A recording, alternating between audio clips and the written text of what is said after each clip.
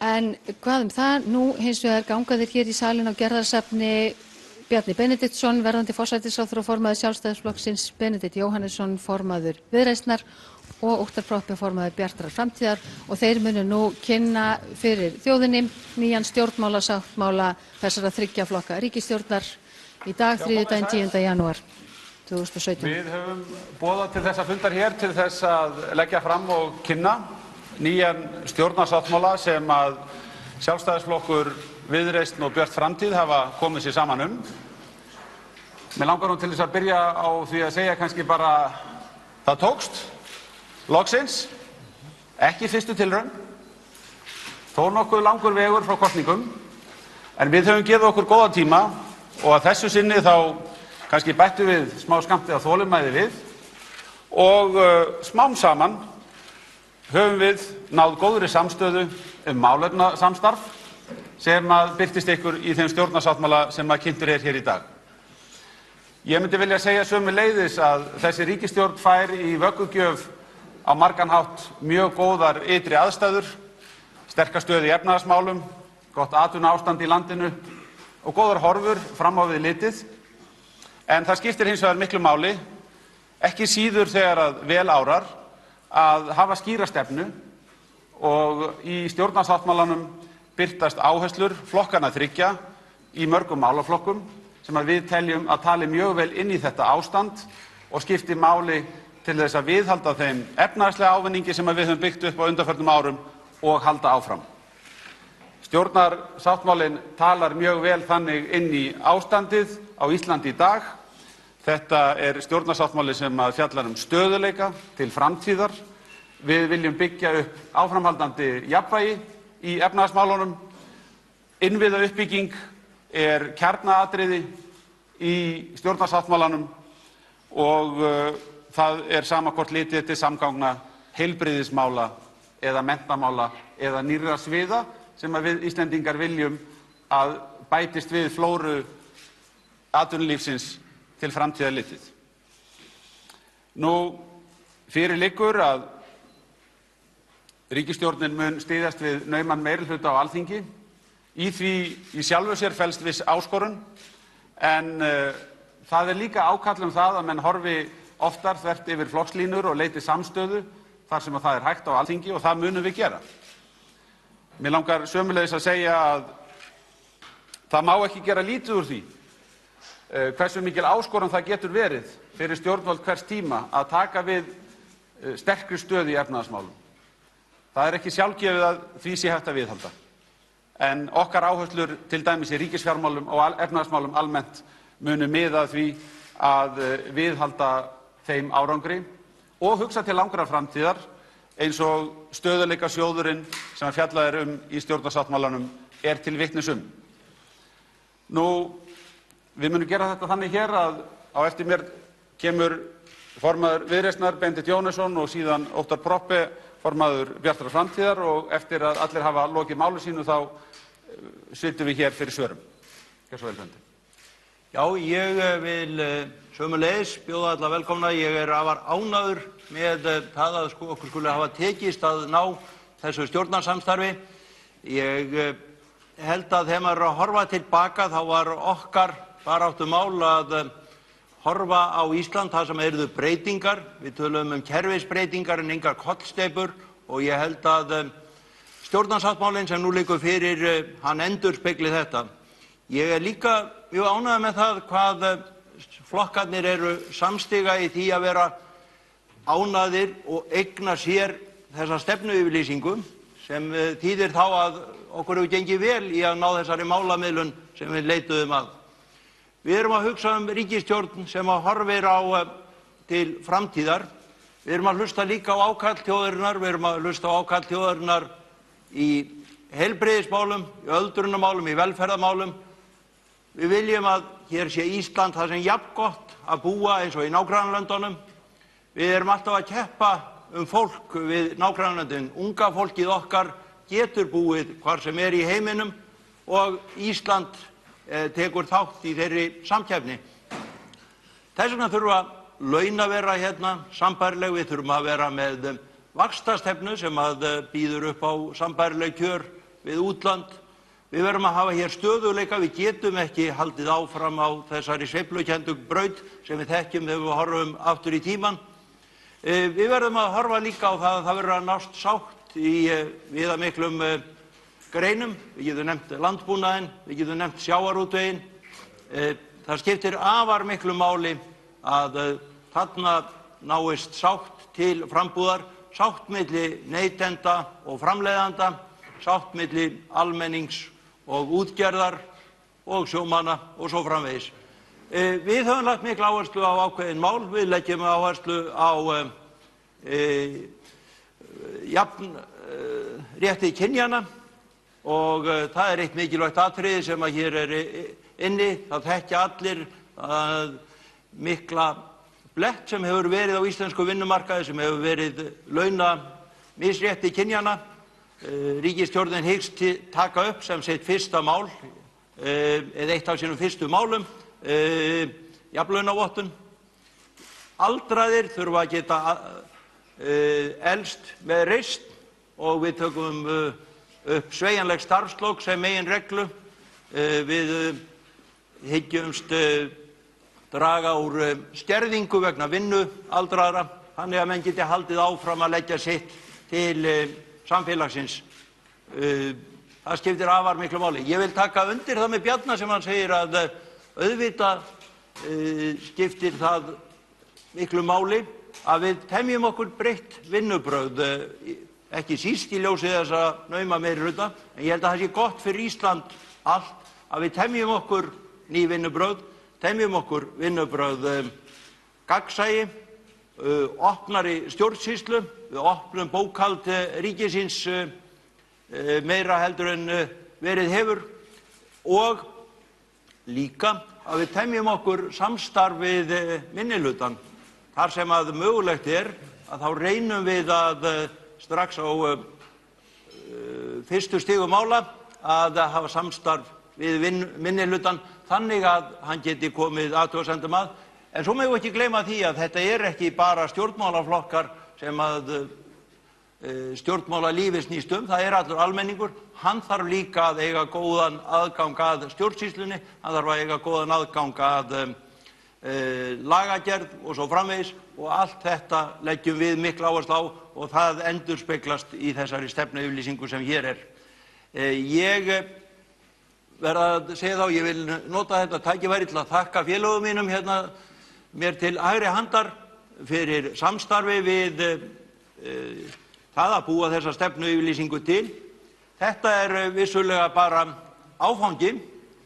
Verkefnið er að hrinda henni í framkvæmd, en ég verð að segja að það hafi verið mjög ánægjulegt hvernig við höfum náð að vinna saman og svona samstarf.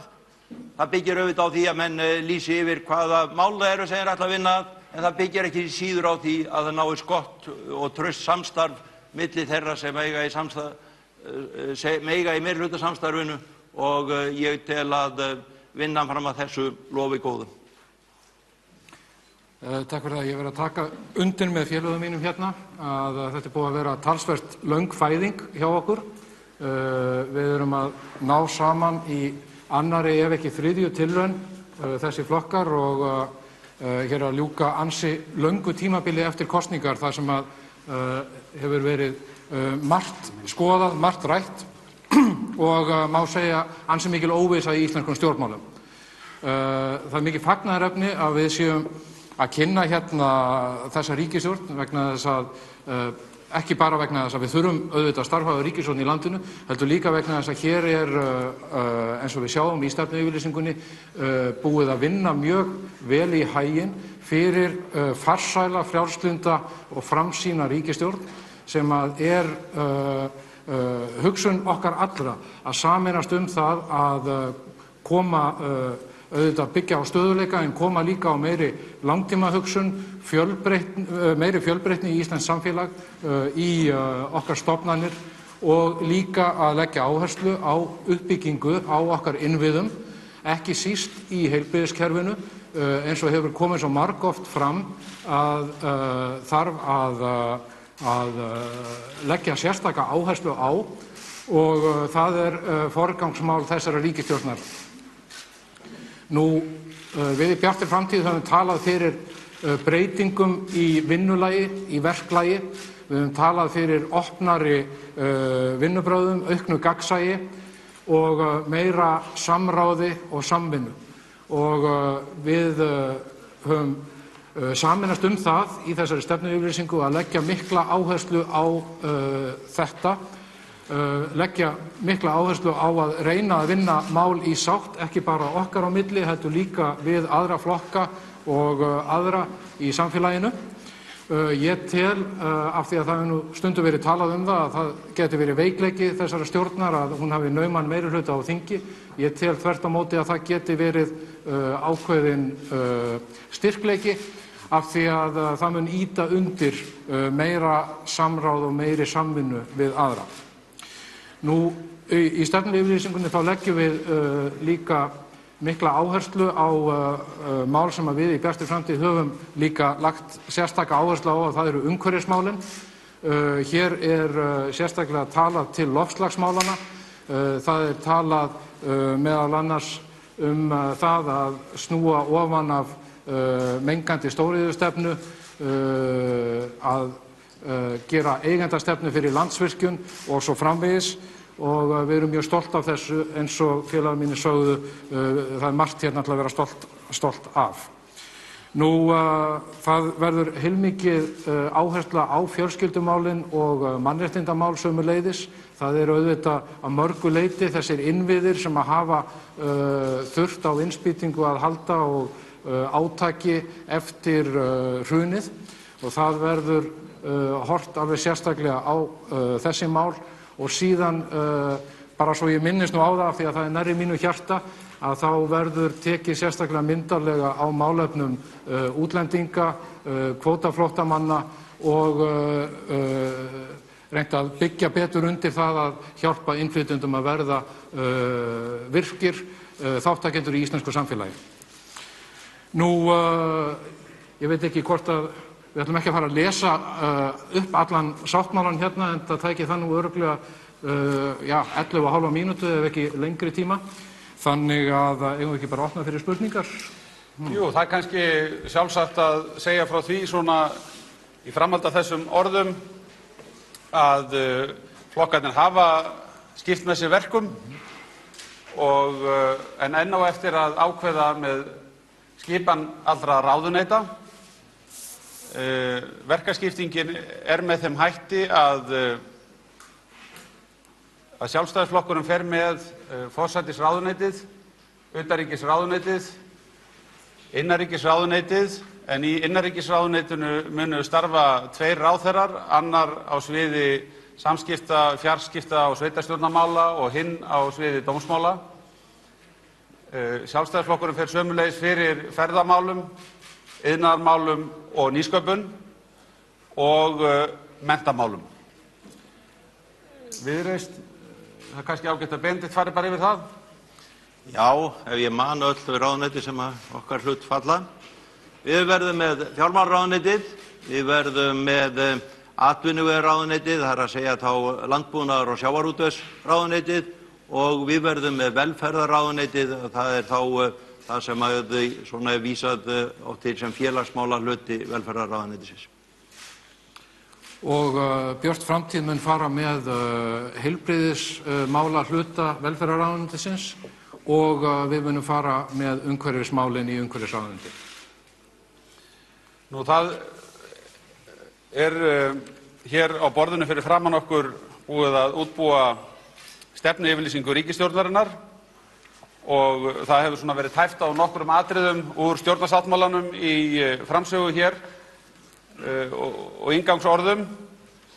Samandregið vill ríkisstjórnin starfa fyrir alla Íslendinga, óháð stöðu, óháð uppruna, óháð kyni, óháð búsetu, landsmenn hvar sem þeir hafa kosið að koma sér fyrir í samfélaginu, og nýta þessi góðu ár til þess að byggja frekar undir lífskjarasókn og góða bjarta framtíð allra Íslendinga. Stjórnarsáttmálinn liggur hér frammi. Við munum taka við spurningum, en það orðið tímabært að undirrita sáttmálann.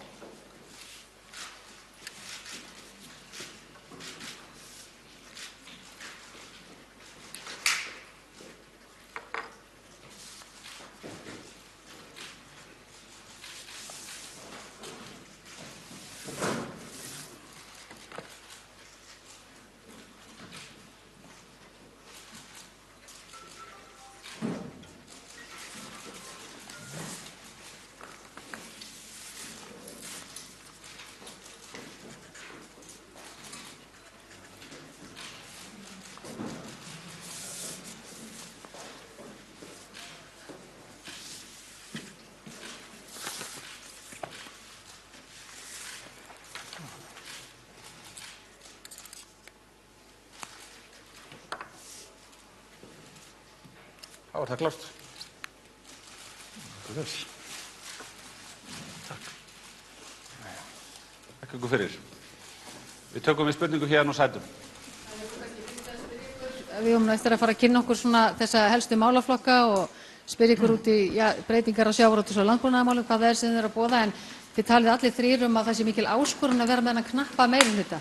Hvernig ætlaði að fara því að mynda starfhafa brú yfir til stjórnarandstöðunar núna eftir þetta 73 daga, þá 73 daga sem eru liðnir frá kosningum? Ég geti byrjað á því að segja að við höfum á undanförnum árum mörg dæmi það að flokkarnir hafa snúið bökum saman. Við höfum það bara frá síðasta ári, til dæmis í húsnæðismálum inn í þinginu, þá var leitast við að greiða þannig úr framgangi frumvarpa húsnæðismál sem skiptir miklu í samskiptum stjórnvalda og vinnumarkaðar að næðu fram að ganga, að það fengi sem breiðu samstaða þau mál. Þannig að það í sjálfu sér ekki nýtt, en kannski það aukin áskorun fyrir ríkisstjórn með tæpan meirihluta að tileinka sér þau vinnubrögð og við erum bara senda út þann tón frá upphafi þessa samstarfs að við munum vilja halda áfram á þeirri braut. Stjórnarskrármál eru dæmigert mál sem hægt að vinna í slíkum farvegi og þegar verið að vísa í áskoranir í tæpum meirihluta þá erum við líka að vísa í það að það getur verið einfaldlega svona þinglega, ekki endilega málefnalega, heldur við framgang mála, segjum til dæmis bara atkvæðagreiðslur í þinginu, það þarf að skipuleggja sig vel til þess að halda utan knappan meirihluta. Má kannski bara rétt bæta við að eftir 73 daga af viðræðum þá held ég að flokkarnir séu líka farnir að þekkja hvorn annan ansi vel, allir flokkar á þingi, þannig að það mun örugglega hjálpa til. Já, minnstu kosti okkar óttar þekkja allir orðið, sko. Orðalag varðandi sjávarútveg er dálítið opið, marka má fréttatilkynninguna sem send út samhliða útgáfu stjórnarsáttmálans varðandi breytingar á sjávarútvegi. Óttist þið ekki að það muni skapa einhverja togstreitu í samstarfinu, að það sé ekki búið að leiða til lykta með hvaða hætti eigi að breyta kerfinu? Ég skal svara því að það er náttúrulega vitað að það hafa verið miklar deilur sjávarútveginn. Fyrst voru deilur það hvort það ætti að koma þessu aflamarkskerfi á, svo voru deilur það hvort það ætti að koma á auðlindagjaldi í sjávarútvegi og nú snúast deilurnar ekki kerfið og ekki það hvort eigi að vera gjald, heldur hvernig gjaldið eigi að vera. Þannig að það sem við stöndum frammi fyrir núna er að ákveða það hvernig getum við fengið gjald þar sem verður sátt gjald sem endurspeglar afkomu greinarinnar á hverjum tíma og skipti með sem réttlátustum hætti afrakstrinum af veiðinum á milli þjóðarinnar og þeirra sem stunda sjóinn. Þannig að þetta er það sem við erum með. Það var í sjálfu sér vitað fyrirfram að það væri ekki nákvæmlega sama stefna hjá öllum flokkunum í þessu máli, en það kom fljótlega á daginn líka að það var engin flokkana með fyrirfram andstöðu við því að breyta úr því sem núna er og við sögðum það alltaf þegar við vorum að kynna okkar stefnu fyrirfram, við leggjum mikla áherslu á markaðstengingu, að við værum ekki með einhverja eina ákveðna leið, heldur lögðum meiri áherslu á það að ná leið sem næði þessum markmiðum en væri sem víðtækur sáttum bæði milli stjórnmálaflokkana og við greinina sjálfa. Það er búið að samþykkja fjárlög. Ætlar þessi ríkisstjórn að hrófla við þeim eða kallar stjórnarsáttmála það að fjárlögum verði breytt? Nei, það er ekki gert ráð fyrir því að fjárlög verði tekin upp. Eitt fyrsta verkefni stjórnarinnar, samkvæmt nýlegum lögum opinber fjármál, er að kynna til sögu fjármálastefnu ríkisstjórnarinnar til næstu 5 ára. Og það verður farið strax í það verk og sömuleiðis hefst vinna við að gera 5 ára fjármálaáætlun á grundvelli stefnunnar. En það er engin ástæða til þess að okkar mati að taka upp fjárlögin sem eru nýsamþykkt og tókst ágætt samstaðum í þinginu. Óttar Proppé, kannski best að spyrja þig næstan, finnst þér nægilega langt gengið í þessum stjórnarsáttmála hvað varðar endurskoðun á búvörusamningi? Vildir þú ganga lengra? Ég held að Björt framtíð hafi nú talað opinskátt það og við stóðum gegn samþykkt búvörusamningsins í sumar að við vildum ganga lengra eða kannski öllu heldur hraðar.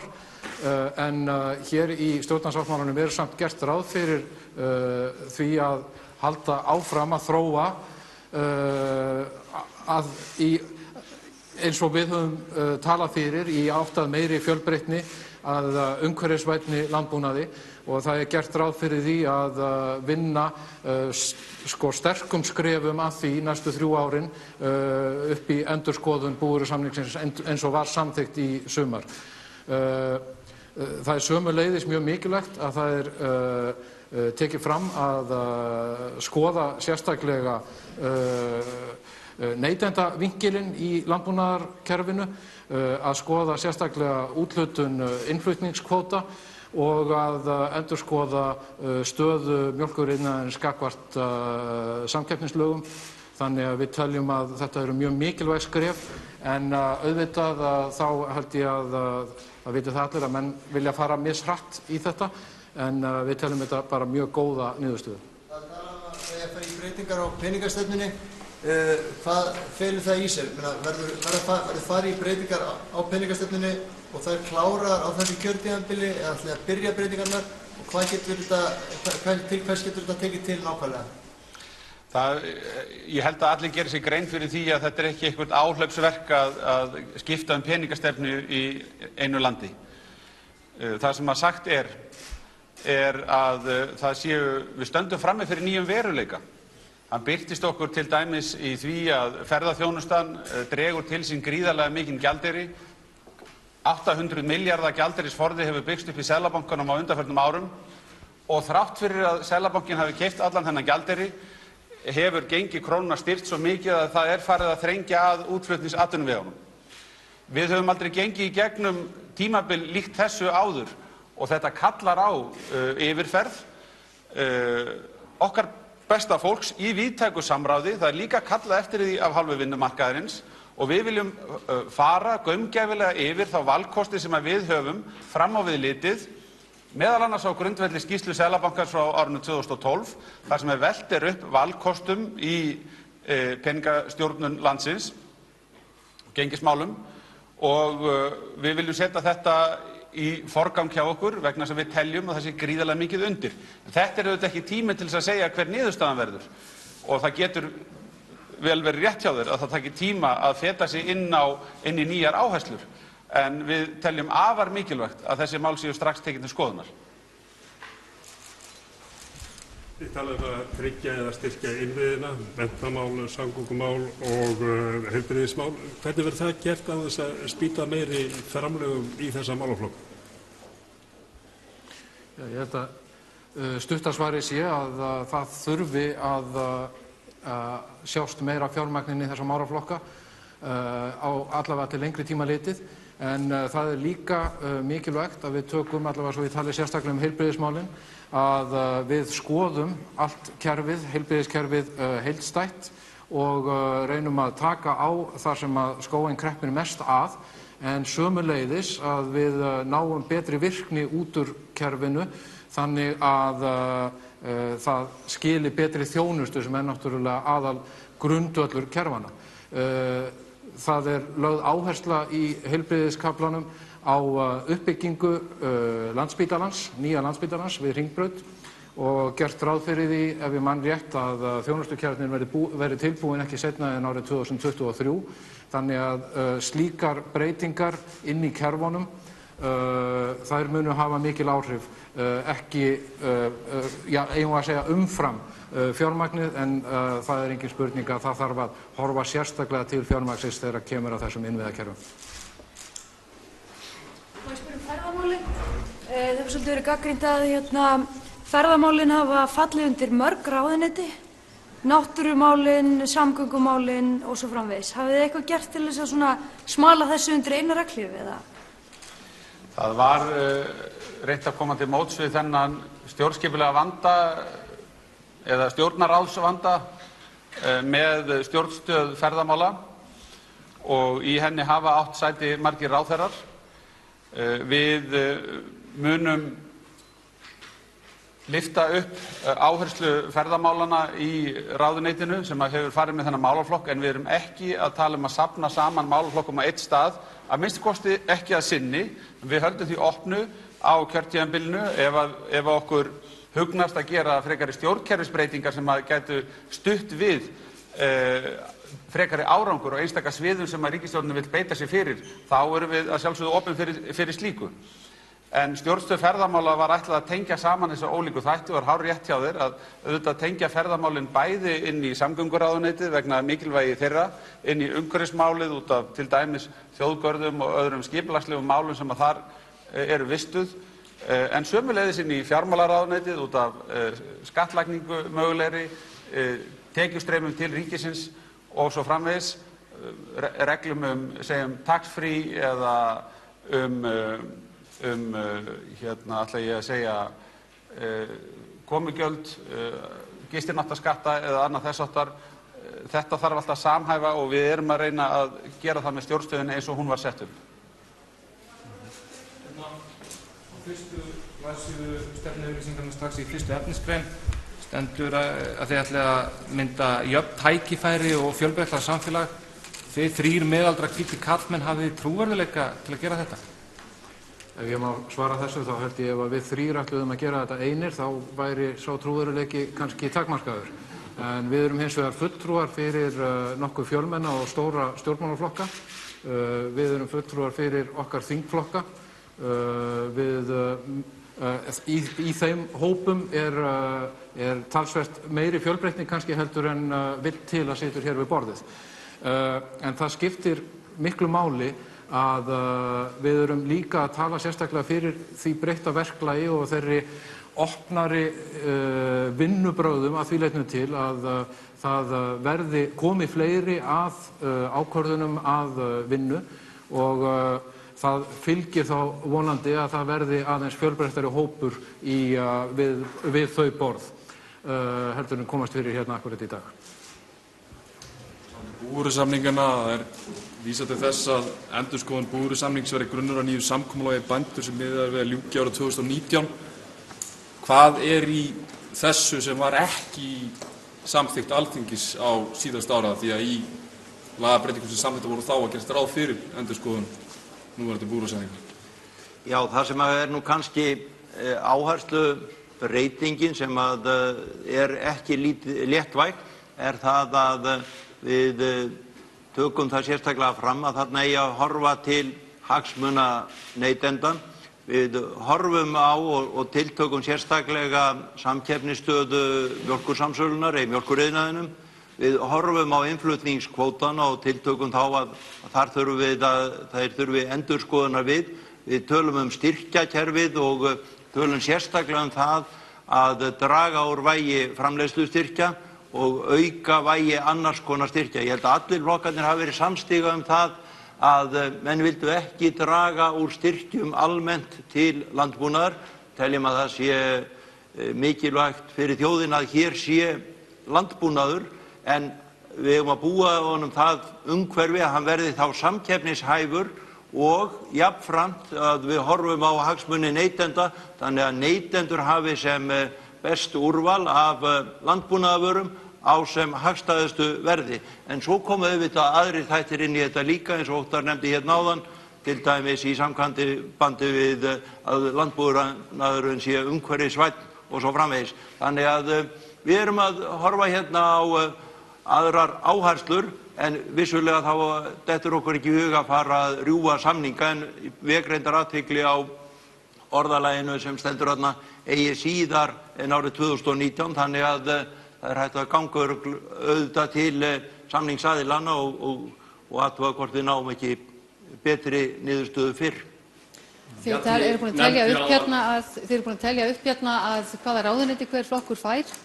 Getið þið gefið okkur upp hvaða fastanefndir Alþingis hver flokkur fær?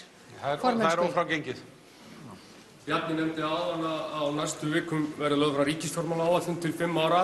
Hafið þið kastað einhverju tölu á það hvað þessar aðgerðir sem að stjórnarsáttmálinn inniber, hvað það getur kostað á kjörtímabilinu? Þetta nú þannig þegar að menn gera langtíma áætlun eins og þá sem að ég nefndi hér áðan, að það eru bæði tekju- og gjaldahlið og við höfum ekki látið reikna út sérstaklega en það væri það erfitt á grundvelli stjórnarsáttmálans að setja tölusett markmið. En ég hef viljað benda á það þegar að horft fram á næstu ár að það verður aukið svigrúm. Það sýnir sú síðasta fjármálaáætlun til 5 ára sem samþykkt var og það sýnir líka afgreiðsla Alþingis núna í desembermánuði að það var viðbótarsvigrúm inn í framtíðina. Útgjöldin jukust jú eitthvað 11 milljarða í meðferðum þingsins og hvert eru þessi fjármunir að fara? Þeir eru að fara inn í heilbrigðiskerfið, þeir eru að fara inn í vegamálin, þeir eru að fara til menntamála og svo framvegis sem rennir bara stoðum undir það að meðan á hagsveiflunni stendur þá getum við búið í haginn fyrir framtíðina og styrkt innviðina. En þetta byrjar auðvitað á því að menn setja sér einhvern heildarramma og eru síðan á hverju ári í fjárlögum að útfæra áherslurnar innan þess ramma. Það var deilt það í stjórnarmyndunarviðræðum á milli hinna þessara flokka hvort það ætti að hækka skatta. Verða skattar hækkaðir eða líka verða þeir lækkaðir? Ég ætla kannski að fá að svara þessu. Það er nú greinilegt á ræðu Bjarna, hann er að fara að hætta í fjármálaráðuneytinu, hann talaði mikið svigrúm og sé hægt að gera allt mögulegt. Svona talaði þessi ráðherra sem hann ber ekki ábyrgð á fjármálunum. En það verður að hafa það í huga líka. Við erum að tala hér stöðugleikann. Það hér velgengni í efnahagsmálum og allir flokkar hafa viðurkennt það.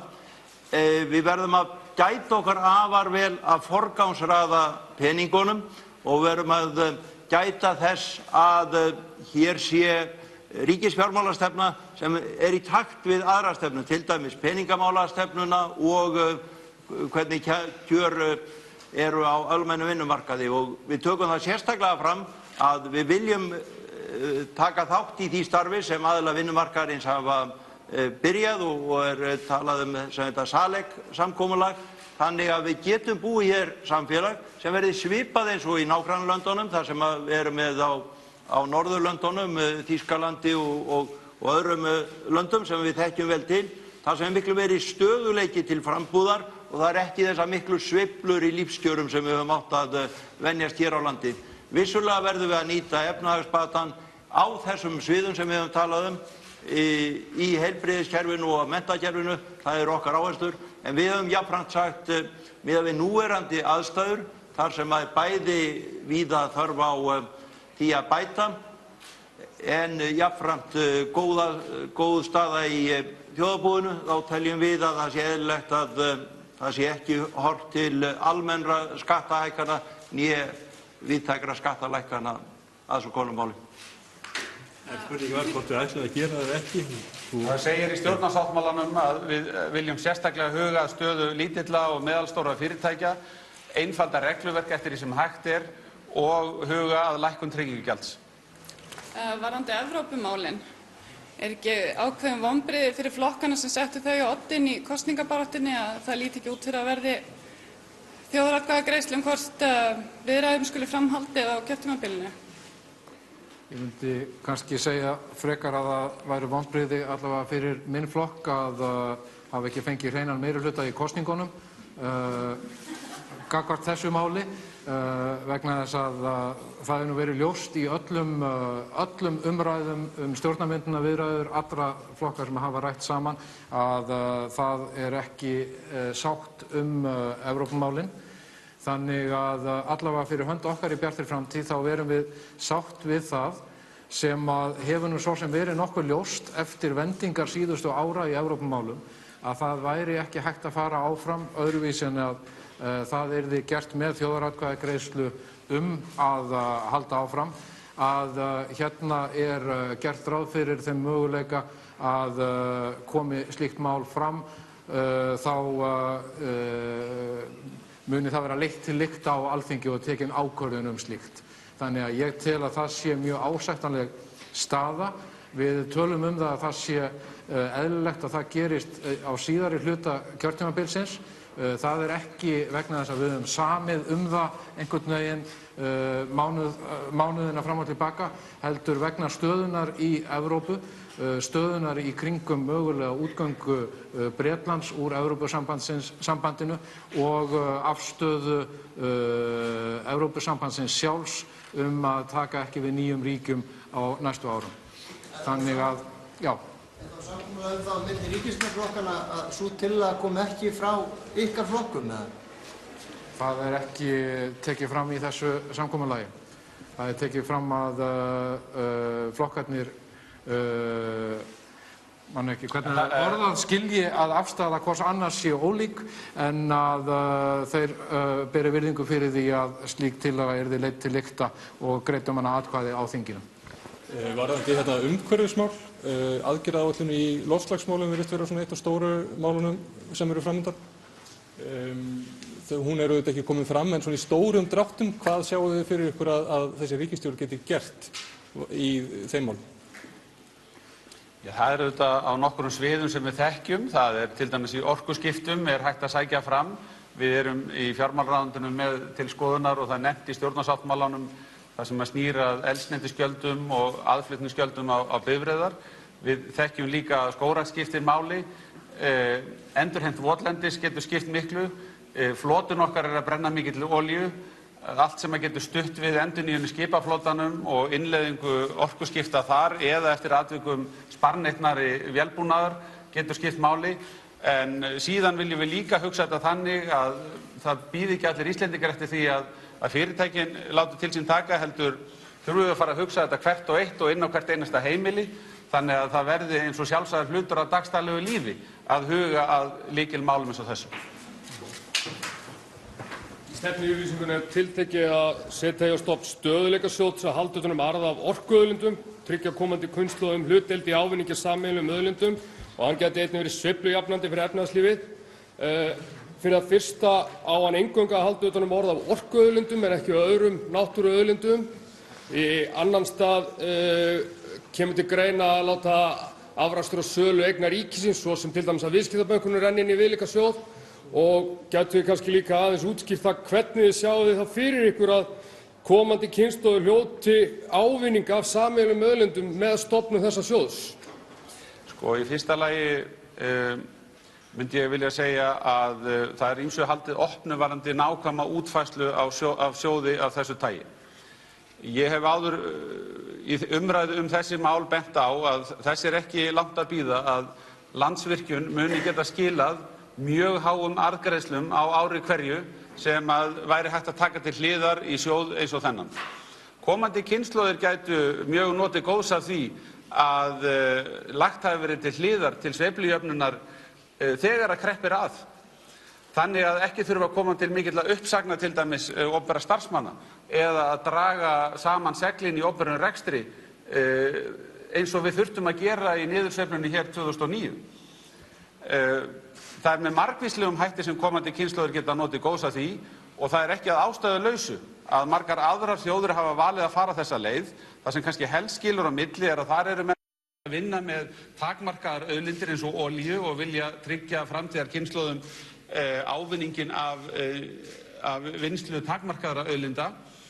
Og að því leytinu til má segja að Landsvirkjun sem vinnur með endurnýjanlegar orkuauðlindir skeri sig svolítið frá.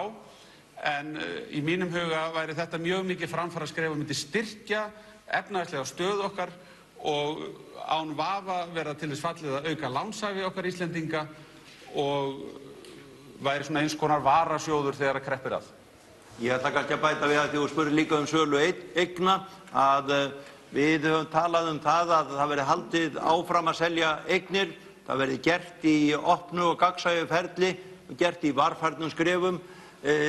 En að afraksturinn af því verði notaður eins og verið hefur til niðurgreiðslu skulda og sem afar mikilvægt mál vegna þess að menn velta fyrir sér hvernig á fjármagna ýmis góð verk sem við viljum vinna.